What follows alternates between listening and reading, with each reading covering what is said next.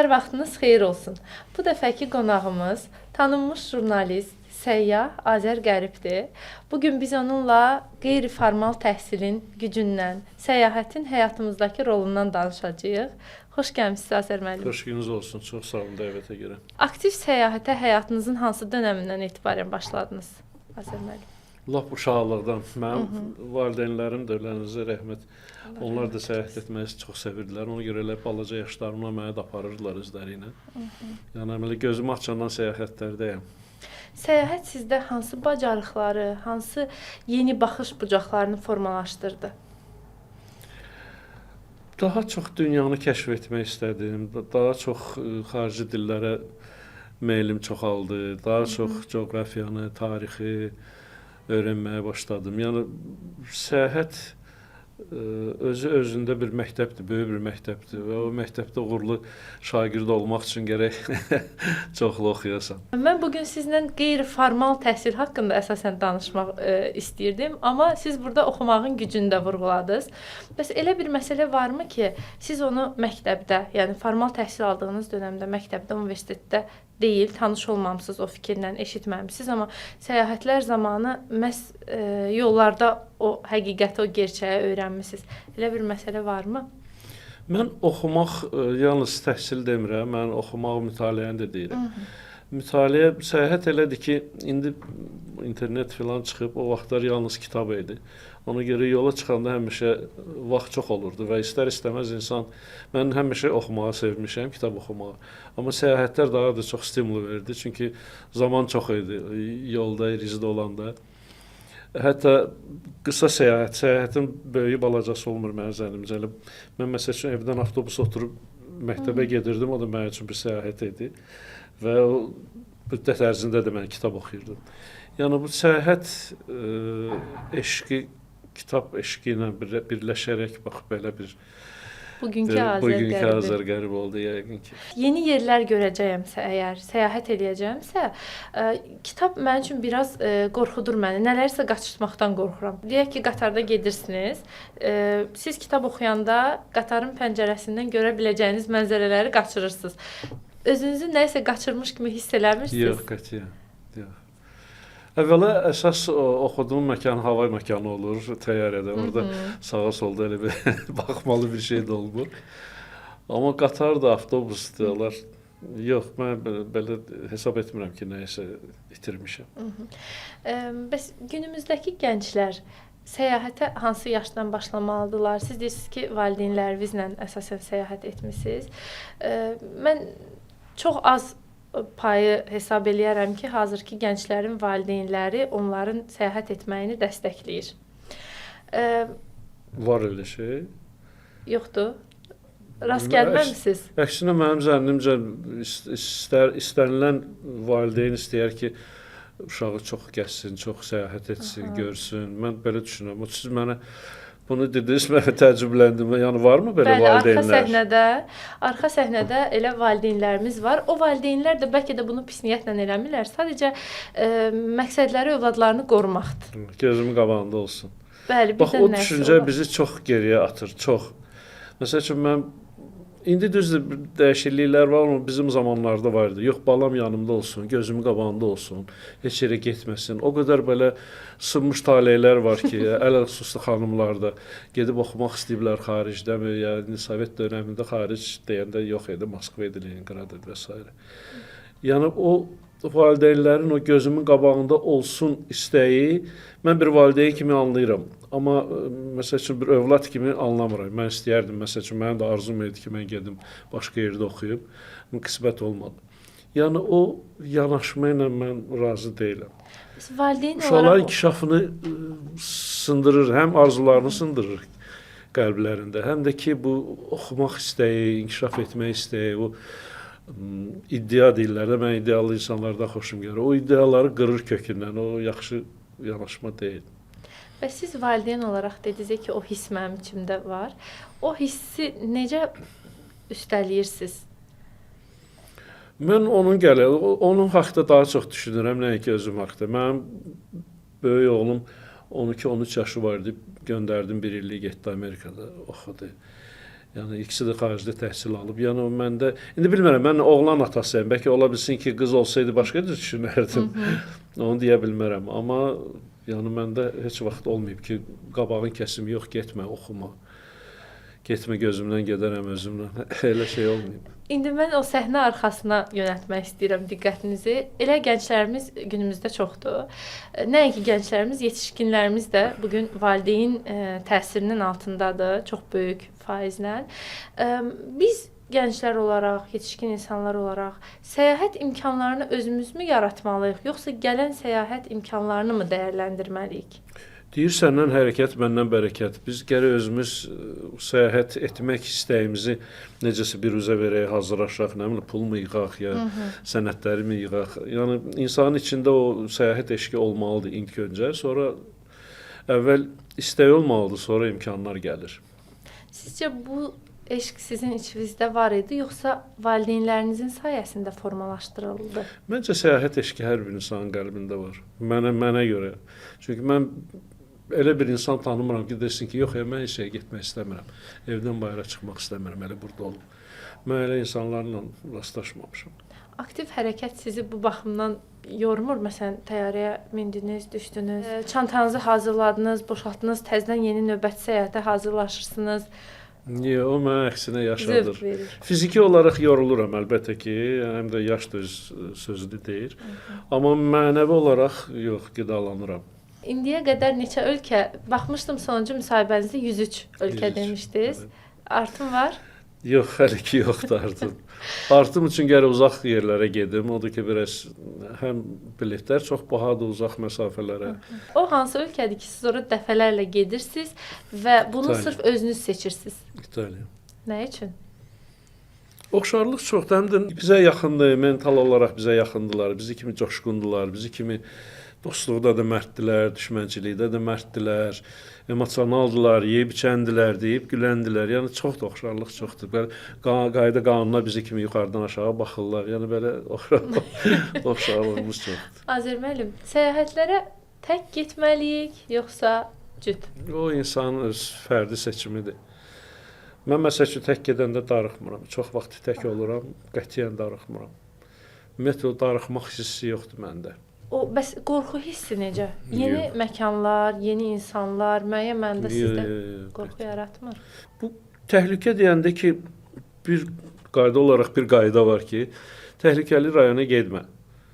Yəni ora getməyəcəsənsə başqa nə təhlükə ola bilər? Əcəbindən nəsə portmana uğraya bilərlər, o hər yerdə ola bilər. Onu da əks tədbirlər görürsən. Amma ay filan yerdə təhlükəlidir. Yox, məndə qorxu hissi olmayıb heç vaxt. Sadəcə yenə deyirəm də, deyir, İgidin İgiddən nəyə artıqda ehtiyatı. O təhlükəli rayona getmədə nə vacibdir? Bu qorxu sizdə xatırlayırsınızmı gənclik dönəmlərinizi? O əvvəlcədən var idi, yoxsa siz səyahət edə də bu qorxunu artıq aşmısınız? Yox, heç vaxt ölkə olmadı. gəzmisiniz? Yox, məndə heç vaxt elə qorxu olmayıb. Qətiyyən. Hətta biz Əfqanistana getmişdik, orada da qorxu hissi yox idi. Çünki bizim əsgərlər bizi qoruyurdular. Yox, olmayıb, heç vaxt məndə qorxu hissi olmayıb. Ən parlaq səfəriniz, ən belə öyrədici, zövq aldığınız şəhər hansı olub? Mən ümumiyyətlə ən sevmirəm, çünki ənlərdən biri ola bilər. Məsəl üçün, mən deyə bilmərəm ki, ən çox sevdiyim şəhər və ən parlaq səyahətim. Parlaqlar olub, sevdiyim şəhərlər olub. Yəni bir dənəsini mən seçib onu deyə bilmərəm. Parlaq şəhərlərdən Romadır əlbəttə ki, Londondur, Rio de Janeirodur. Yəni hər şəhərin öz mən getdiyim heç bir şəhər haqqında heyfsilənmirəm ki, niyə getdim. Çünki getmişəm, nəsə görmüşəm. Mən onu özümə qazanc sayıram. Bu fərqlidir. Məsəl üçün deyirlər bir səyyah var, bir də var turist. Mən anlayıram ki, insan məsəl üçün il boyu gözləyir, ayda bir dəfə məzuniyyəti olacaq. O bir ayda gedir harasa gəzir, ora xoşuna gəlmir, məyus olur. Çünki bir il hazırlaşıb gedim. Mən olmuram, çünki mən belə təvəzzükarlıqdan uzaq olsa da tez-tez gedirəm. Ona görə mən onu qazanc sayıram. Yəni xoşuma gəlməsə də onu mən bir səyyah kimi təcrübədir də, nəyəsə yeni bir şey gördüm, nəsə yeni bir şey öyrəndim. Ən azından bildim ki, bura bir də gəlmərəm. Yəni bax belədir mənim yanaşmam. Bəs Azərbaycanı necə gəzib tamamlamısınız xəritənizi? Hələ tamamlamamışam, amma yəqin ki bir 70-80%-ni gəzmişəm. Ən çox pandemiya zamanı gəzdim. Xaricə getməyə imkan yox idi. Bolluca gəzdim Azərbaycanı. Mənim bəlkə bir çoxlarına maraqlı gələr. Düşünərlər ki, təhsillə bağlı söhbətlər aparılan bir məcrada, bir yerdə nə üçün səyyah dəvət olunub, Azərqərib dəvət olunub. Mən bir çox uşaqların xəyalları ilə bağlı belə bir sorğu keçirdim və gördüm ki, bir çox uşağın, elə həmçinin yetişkinin xəyalı dünyanı gəzməkdir. Yəni bu gün bizim tədris apardığımız, dərs apardığımız şagirdlərin xəyalı gələcəkdə sizin keçdiyiniz yollardan keçməkdir. Bu baxımdan fikirləşdim ki, niyə də yox? Sizin həyat yolunuza bir işıq salaq görək. Siz necə olub ki, bu yolları keçmisiniz? Əvvəl valideynlərdən başlayır. Yəni mən yenə deyirəm, mənim valideynlərim özləri də səyahət etməyi sevirdilər və o eşqi də məndə oyatdılar. Və mən yadımdadır, mənim 10 ya 11 yaşım var idi. Bakıda bir neçə məktəblərdən əlaçıları yığıb göndərirdilər səyahətə. O vaxt Riga şəhərinə getdik 3 gün qatarla. Yəni mən uşaq idim də. Mamam dedi ki, yox, buraxmaram onu. Atam dedi ki, yox, getsin, qoy gözü açılsın, qoy sərbəst olsun, yəni belə alışsın bu dünyaya. Yəni təkid də var idi. Yəni mənim valideynlərim, atam ələlxüsus atam tərəfindən təkid var idi ki, qoy getsin, gəzsin, görsün. Yəni bax, əvvəl valideynlərdən başlayır, sonra özün gərək o yolu özün açasan özünə. Bugünkü valideynlərin də əsas biz nə ilə üzləşirik, müəllimlər olaraq necə bir problemlərlə üzləşirik. Valideynlər sanki öz övladlarını qorumaq məqsədi ilə onların həyatla belə yorulmağına icazə vermirlər. Əllərindən gəldiyi qədər onları belə qoruyurlar qalxanlarla. Və dolayısıyla da uşaq müəyyən bir yaşda, 20 yaşda, 30 yaşda birdən-birə həyata atılmış olur və onda artıq o səyahət düşünə bilmir, çünki o artıq öz ətrafını formalaşdırmaqla məşğuldur. İndiyə qədər o qədər onu valideynləri qoruyub, valideynləri onun uğrunda mübarizə aparıb ki, artıq yetişkin olanda belə o şəxs öz qərarlarını özü sərbəst verə bilmir. Bu baxımdan sərbəstlik günümüzdə uşaqlar üçün çox önəmli bir faktordur. Azər müəllim, universitet vaxtı, məktəb vaxtı öyrəndikləriniz, coğrafiya keçmisiniz, kimya keçmisiniz, fizika keçmisiniz. Bunlar sizə səyahətlərdə necəsə köməyinizə çatıbmı? Kimya, fizika qətiyyən yox. Ən sevmədiyim fənlər olub. Ümumiyyətlə dəqiq elmləri sevməmişəm heç vaxt. Mən yaxşı oxumuşam məktəbdə də, ali məktəbdə də, amma sevməmişəm. Mən humanitar elmləri daha çox sevmişəm. Əlbəttə ki, qalanları tarixdir, coğrafiyadır, ədəbiyyatdır, onlar kömək edirdi. Məsələn, ədəbiyyatda mənim üçün ən belə önəmli məqamlardan o idi ki, kitablarda oxuduğun yerlərə gedib düşürsən, məsəl üçün fransız klassiklarını oxuyursan, sonra gedib Parisə düşürsən və yaxud ingilisləri oxuyursan, gedib Londona düşürsən. O cəhətdən çox maraqlı idi. Məsəl üçün Sherlock Holmesun izi ilə gedirdin ki, hə bax bu kitabda oxumuşdum, burada olmuşdu, Conan Doyle buranı yazmışdı və yaxud Mark Twain bunu yazmışdı Amerikada, bu Tom Sawyer filan. Yəni o məqam ən çox maraqlı o məqam idi. Bir ədəbiyyat, bir də ki, nəsə kinolarda görürdün hansısa səhnə, hansısa məkandadır. Sonra gedib o məkana düşürsən, o da belə çox belə maraqlı duyğudur. Şirin duyğular olur. Sözünüzə qüvvət. Mən də ilk dəfə Yaponiya ilə Çingiz Abdullayevin kitablarında tanış olmuşdum və o vaxt repetitorum tarix müəllimi mənə demişdi ki, əgər sən universitetə qəbul olsan, mən səni suşi yeməyə aparacağam. Bu mənim üçün böyük bir motivasiya idi. Mən 3 il, 4 ildə artıq Çingiz Abdullayevin bütün kitablarını oxurdum. O da xüsusilə Yaponiyadan yazırdı. Küçələri belə izah edirdi falan. Və doğrudan da mən universitetə qəbul oldum. Müəllimimlə getdik, suşi yedik. O mənim xatirimdə bəlkə də sonsuza qədər qalacaq. Kitablar bizə öyrədir. Amma mən indi anlayıram yəni bir həyat görmüş insan kimi, təhsil almış insan kimi anlayıram ki, elə belə deyil də. Yəni bu uşaq onsuz da bilməlidir, hansısa bir bazanı bilməlidir, fizikada da, riyaziyyatda da, kimyada da, həndəsədə də bilirəm, o anlayıram ki, bilməlidir. Sadəcə biri var ürəyin yatır, biri var yatmır da, məcbur. Mən onları məcburi oxuyurdum. Ona görə yox ki, sevirdim.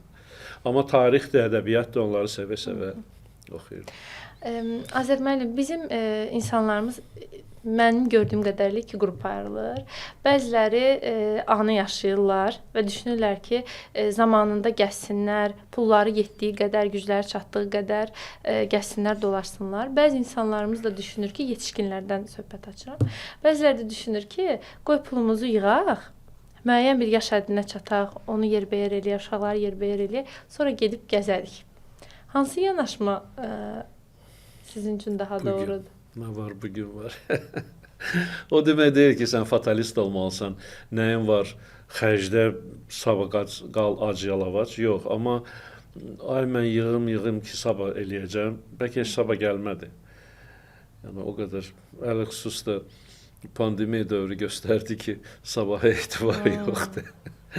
Ona görə bugün. Bizim yetişkin dediyimiz yaşlı nəslimizin nümayəndələri nəinki rayon dəyişikliyi, daha doğrusu nəinki ölkə dəyişikliyi, rayon dəyişikliyi eləyəndə belə yüz ölçüb bir biçirlər. Bu barədə onları nə qədər biz həvəsləndiririk, səyahət lazımdır, bir arada ailə ilə keçirilən bir zamandır. Amma yetişkinlərimiz səyahətə zaman ayırmadığına görə, dolayısıyla uşaqlarımız da bu imkanlardan məhrum qalırlar.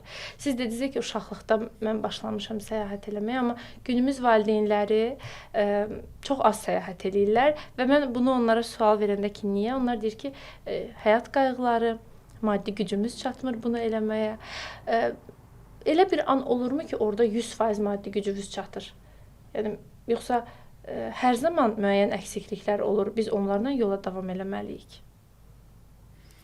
Bu individualdır. Mən maddi tərəfini anlayıram ki, maddi tərəf ən önəmli tərəf odur. Və mən anlayıram ki, valideyn 100 dəfə ölçür, biçir ki, mən bu pulu gedim özüm səyahət edim, yoxsa balama çörək alım, yəni nə bilim, bir kitab alım və s. Mən o seçimi anlayıram. Əlbəttə ki, belə seçim olanda ilk öncə balanı düşünməlisən. Amma bizdə ümumiyyətlə mental olaraq biz büdcə formalaşdıra bilmirik. Yəni biz məsəl üçün 100 manat pul qazanırıq. Onu necə bölək, onu biz bacarmırıq. Bilirəm, indi tamaşaçı deyəcək ki, yox, elə deyirsən, bilmirsən, çatdırmıram, nədirsə. Amma ümumiyyətlə, strateji olaraq biz büdcə formalaşdıra bilmirik. Biz, məsəl üçün, bu bizim fərqimizdir, mən xaricdə görürəm. 10 manat da alsa, 1000 manat da alsa, onun büdcəsi var. O 10 manatdan 1 manat ayıracaq təhsilinə, 1 manat qidalanmağa, 1 manat geyiminə və s. O 100 min alsa da eynilə böləcək. Bizdə biz büdcə formalaşdıra bilmirik. Ya dərhal 100 manatın başına daş salırıq, ya da ki, oradan kəsilir. Nəsə belə büdcə olaraq, yəni yoxdur, bu böyük fərqdir. Mən ola bilsin fikrimi tam formalaşdıra bilmirəm. Maliyyə savadlılığı yoxdur, bizdə aşağı səviyyədədir. Çox aşağı səviyyədə, çox aşağı səviyyədə. Bunu mənim bu arada magistrat... Sözünüzü kəsirəm. Bax, məsəl üçün valideyn deyir ki, sən instituta girərsən, mən sənə iPhone alacağam, ən son model. Borc xərc gedir, kredit alır və o iPhone-u alır verir uşağına. Amma mənim təsəvvürümdə o iPhone-u almaqdansa, o pulu vermirsən də onsuz da. Sən uşaqla bir putovkadan filandan al, getsin, 2-3 gün gəlsin də. Yəni, bax, belə məqamlar var da. Boğazımdan kəsib, ilk belə çox da vacib olmayan bir şeyə üstünlük verir. Ki, nə var, qonşu görsün ki, mənim iPhone-um var. Yəni, belə şeylər var. Üzr istəyirəm, sözünüzü kəsdim. Buyurun. Mənim magistraturada diplom işi maliyyə savadlığı ilə bağlı olub. Bu mənim çox yaralı yerimdir. Tam yerinə düşdü. Mənim yaralı yerimdir. Siz deyirsiniz, biz bacarmırıq. Onu bacarmayanlardan biri də mənəm.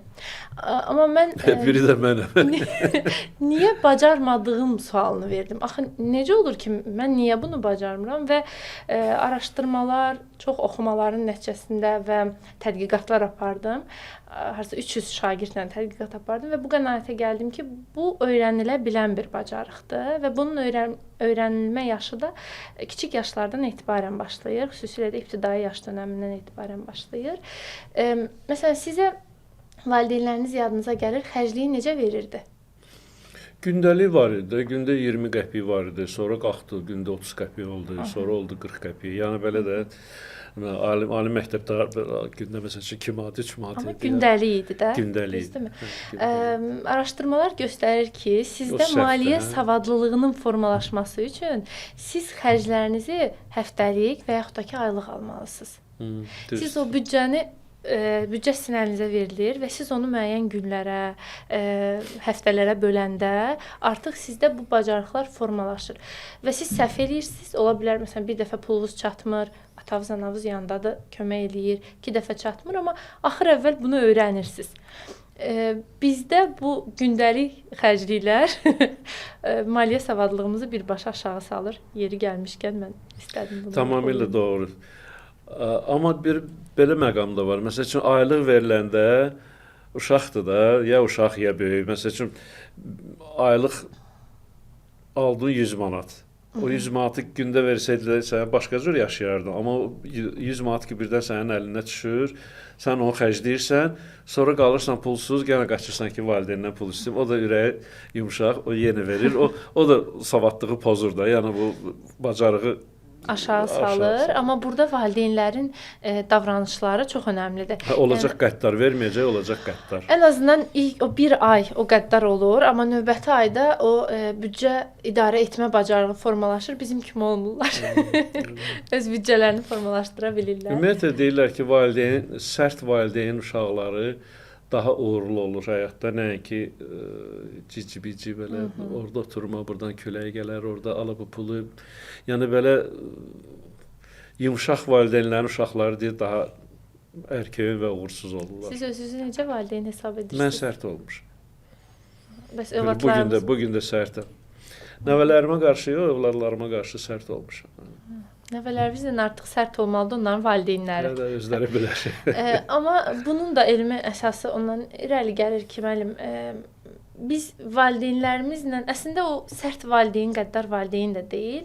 Bir yerdən sonra qaydaları olan valideynlər var və qaydalı mühitdə böyüyən uşaqlar doğrudan da öz yollarını, öz istiqamətlərini çox rahat müəyyən eləyə bilirlər və qaydalarla böyüyən uşaqlar böyüyəndə çox rahat yox deməyə bacarırlar.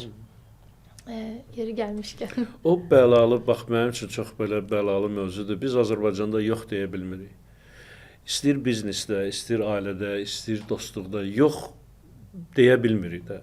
Bax, dəstəyə götürmərik, cavab vermərik məktəbə, gizlənərik, amma yox demərik.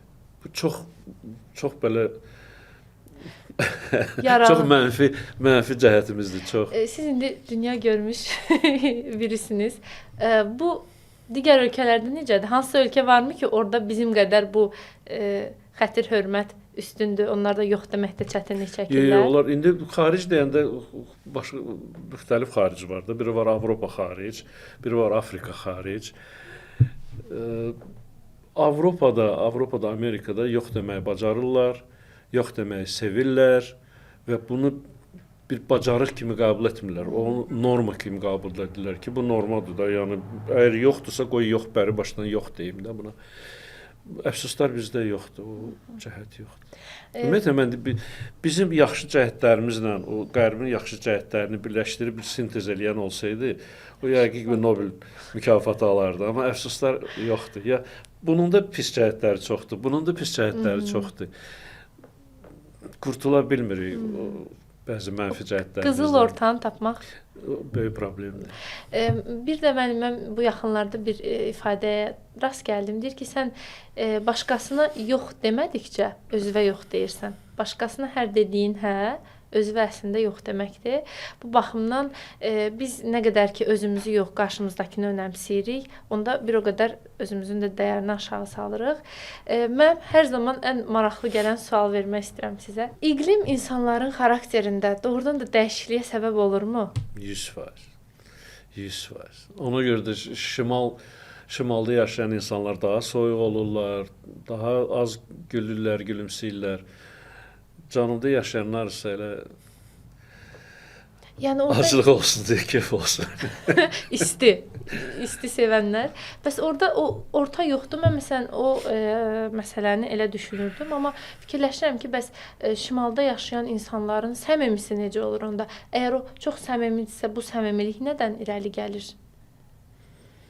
Mən belə tədqiqat aparmamışam ki, şimalda yaşayanların səmimiliyi nə qədər. Səmimilik deyəndə o xarakterin mülayimliyindən biraz Mülayim mən deməzdim onlara mülayim. Məsəl üçün mən elə götürək Norveçin özünü. Mən üzvə gülərlər, eləyərlər, amma istər-istəməz o iqlim insanı formalaşdırır da. O günəşi az görürlər. Onlar depressiyaya daha çox duçar olurlar. Xəssiyyətləri də ondan irəli gəlir də, yəni soyuqdan. Amma nə qədər səmimidirlər, səmimi deyirlər. Yəni gərək orada yaşayasan, o mühitdə yaşayasan ki, çünki bir var deyir, belə bir deyim var, deyir, sən deyir turizmlə immiqrasiyanı səhv salma. Bir var sən gəlirsən ora yaşamağa, görürsən də. Bir də var sən gəlirsən ora turist kimi pul xərcləyirsən. Hamı sənin üzvə gülür, sən gəlmirsən bunların büdcələrini artırmağa. Amma sən immiqrant olan andan sən bunların çörəyinə bais olursan da, yəni bunların vergilərinin hesabına yaşayacaqsan. Ona görə sənin münasibət də fərqli olur. Amma sualınıza qayıdaraq deyim ki, yaşamamış mən deyə bilmərəm onlar nə dərəcədə səmimidirlər. Ən çox hansı ölkədə yaşamısınız vaxtı baxımından? Azərbaycanda. Azərbaycan çıxsa? Mən ümumiyyətlə bir həftədən çox olanda ev üçün darıxıram. Qayıdıram evə, burada da otururam 5 gün, 10 gün, 15 gün getmək istəyirəm, darıxıram. Ən çox 3 həftə Asiya tərəfdə olmuşam. İndoneziya, Malaysiya, Singapur, Tayland, o tərəf Brunei, o tərəflərdə uzun bir səyahətim vardı 3 həftəlik. Azər müəllim, nəhayət son sualımı vermək istəyirəm. O düzdür ki, bəlkə bu sual sizə çox veriblər, amma çox oxuyan yox, çox gəzən çox bilər. O ən çox tez-tez verilən suallardan biridir. Mənə ən çox tez-tez verilən suallardan biridir. Və mənim də cavabım həmişə eyni olur. Çox gəzən yox, çox oxuyan çox bilər. Mən yenə də deyirəm, bura həm mütaliəni də əlavə edirəm, həm təhsili. Çünki insan gəzəndə yeni təcrübə olar, təəssüratlar olar, nəsə yeni tanışlıqlar olar. Amma savad nöqteyi-nəzərdən əlbəttə ki, oxumaq. 100% oxumaq. Oxumaq, yenə də oxumaq. Həqiqətən elədir. Mən deyim ki, mənim bir insan kimi formalaşmağımda istər-istəməz birinci əlbəttə ki, ailədir, ikinci küçədir, üçüncü məktəbdir. Amma mən məsələ üçün məktəb üçüncü yeri dəyişərdim, bəlkə də ikinci yeri dəyişərdim kitabla. Mən çox oxuyurdum. Mənim insan kimi belə formalaşmağımda ailədən sonra yəqin ki, ən önəmlisi kitab olub. Belə. Təşəkkür edirəm. Mən təşəkkür edirəm. Çox sağ olun. Bizi izləyən gənc, xüsusən də bizi izləyənlər gənc müəllimlərdir. Onlara nə tövsiyələriniz olar? Səyahət etsinlər. Yəni mən başa düşürəm. Yenə də qayıdırıq maddi məqamlara, amma mən sizə deyim ki, bizim dövrümüzdən fərqli olaraq indiki dövrdə əgər insan səyahət etmək istəyirsə və əgər işləyirsə, maaş alırsa, o edə bilir. Yəni ən azından ildə bir dəfə. Qoy olmasın Monte Carlo, olsun yaxın bir yer, məsələn Daşkənd olsun, Gürcüstan olsun, Dubay olsun, İstanbul, Dubay çox bahalı deyirdi, İstanbul olsun. Yəni insan indi səyahət etmək üçün imkanlar daha çoxdur, nəinki bizim zamanlarımızda. Bax, mən baxıram, məsəl üçün 100 neçə manata Bakı-Roma, Bakı gedmək, gəlmək olur. Yəni, axtarsan, bilet tapırsan da öncədən almaq, low-cost şirkətlərlə və s. Sonra gedirsən xaricə, baxırsan ki, gündə $3 da yaşaya bilərsən, $300 da yaşaya bilərsən.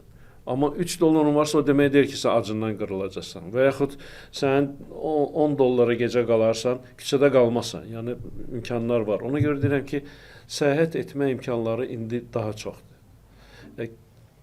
yenə də deyirəm, mən indi qınaq olacaq ki, hə, imkanı var, özü gəzir, bizə ağıl öyrədir. Amma həqiqətən də mən indi imkanım var. Mənim vaxt olub tələbə vaxtı oradan buradan borc xərcləyib tək ki çıxım harasa, tək ki bir dostlarla gedək, səyahət edək. Və mən görürəm ki, indi gənclər daha çox səyahət edirlər. Siz düzdür, siz deyirsiniz ki, elə deyil, amma mən gördüyüm qədər indi mən blogerlərlə ünsiyyətdə çox oluram. Mən görürəm onlar turlar aparırlar, insanlar onlarla gedirlər bir yerdə. Özü də maraqlı məqam odur ki, xanımlar indi daha çoxluq təşkil edirlər, səyahət edərlər. Mən gördüyüm qədər. Nə yaxşı. Yəni biraz uzun oldu cavabım, üzrlü Yox, sahib. mən çox xoşdur. Nə yaxşı. Əgər doğrudan da elədirsə mən çox sevinirəm. Təşəkkür edirəm bir daha. Mən təşəkkür edirəm. Çox sağ olun dəvətə görə, maraqlı söhbətə görə. Çox sağ olun. Uğurlar diləyirəm sizə. Bugünkü qonağımız Azər Qərib idi. Biz onunla qeyri-formal təhsildən, qeyri-formal təhsilin bizim həyatımıza təsirindən, eyni zamanda səyahətin öyrədici gücündən danışdıq. Ümid edirəm ki, bu buraxılışımız sizin üçün maraqlı oldu. Gələn görüşlərə dək.